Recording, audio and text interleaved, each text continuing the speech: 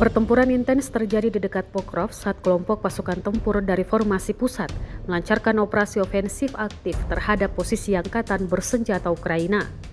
Dalam serangan yang terjadi pada tanggal 8 Juni 2025 tersebut, para pejuang dari kelompok pasukan pusat berhasil menghancurkan sejumlah aset militer Ukraina, termasuk kompleks robotik, peralatan tempur berat, senjata, serta posisi infanteri yang bertahan di garis depan. Serangan ini menjadi bagian dari upaya sistematis untuk melemahkan kekuatan tempur Ukraina di sektor Pokrovsk. Pasukan Rusia mengandalkan drone peledak dalam serangan ini yang digunakan secara efektif untuk menghantam target-target. Rekaman momen serangannya telah diunggah melalui kanal resmi di Telegram dan memperlihatkan skala hingga intensitas operasi tempur di wilayah tersebut.